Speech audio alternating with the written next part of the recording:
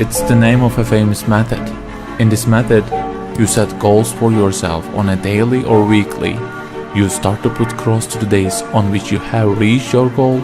You make a chain with these crosses and you don't give up. You don't break that chain. But we have a problem.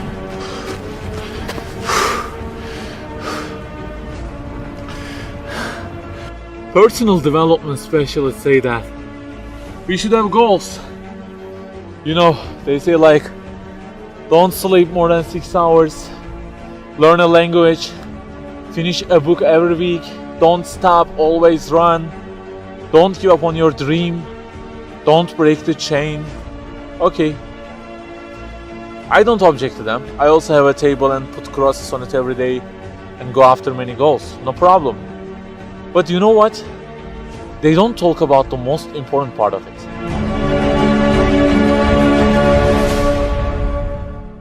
Let me give you a simple mathematical example.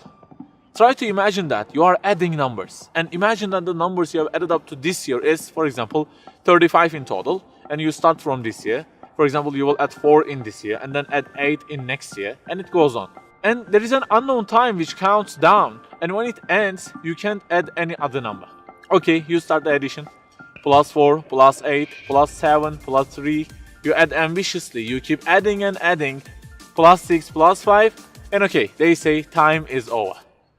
Then you realize that you have added the numbers into a giant parenthesis, and there is a zero multiplication at the end of it. It wipes out all the numbers you have added all those years, and the result becomes 0. Of course, you are disappointed. All your efforts have been wiped out by the 0. A regret arises inside of you. You say, I wish I had seen the whole picture at the beginning and realized that 0 and changed it with 1 before I started the addition. I think you got the point. Okay, guys, you may have goals for this year and afterwards. Learning a language, finishing a book every week, increasing your monthly income to $15,000, not sleeping more than 6 hours, etc. But for what? For what do we set goals exactly? Why don't we break the chain? If it is just for a more comfortable or a more respectable life, remember that all this will already be 0 with death. The death will wipe out all of them. The person who knows English will be equal with the one who doesn't know. The one who earns more will be equal with the one who earns less. The one who can reach his goals will be equal with the one who can't. So, if at the end of it, the death will 0 everything, so what is the meaning of adding more numbers with an ambition? It just increases the degree of the disappointment that you will feel. So the logical thing is seeing the whole picture at the beginning. In this life journey, which will end in an unknown time, my first job must be to prevent death from being 0. Well, can I really prevent death from being 0? I mean, since everything will leave my hands and will be lost, is there any other way that would transform them into something eternal? I mean, isn't there any kind of stamp for eternity that would impress all of the things that I possess and say, look, there is a seal on them and you can't wipe them out, okay? They will remain forever. The only one to say such a thing is the owner of the everything. And he says, كُلُّ شَيْءٍ هَالِكٌ. Everything, the languages you learn, the money you earn, the books you read, everything will be perished, إِلَّا وَجْهًا, except their way towards Him.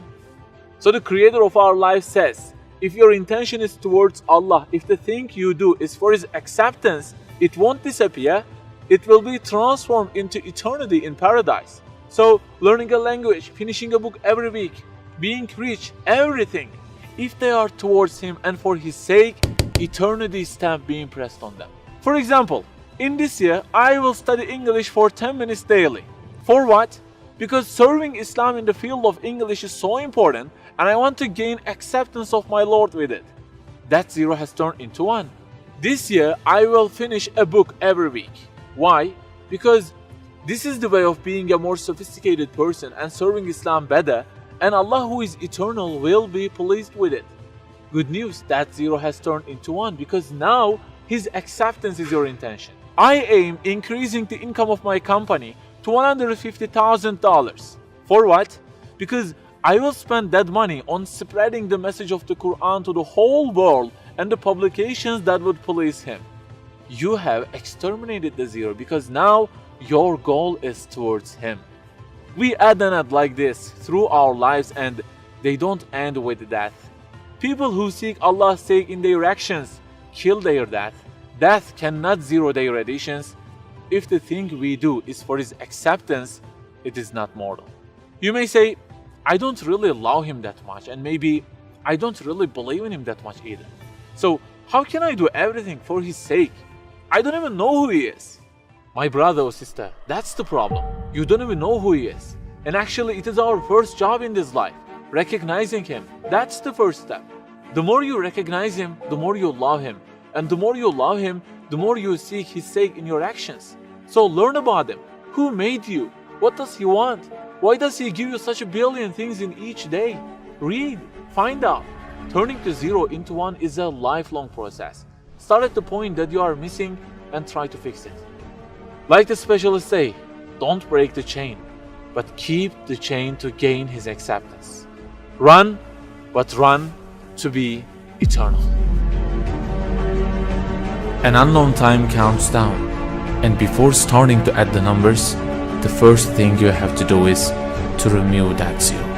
Otherwise, everything you added will be wiped out.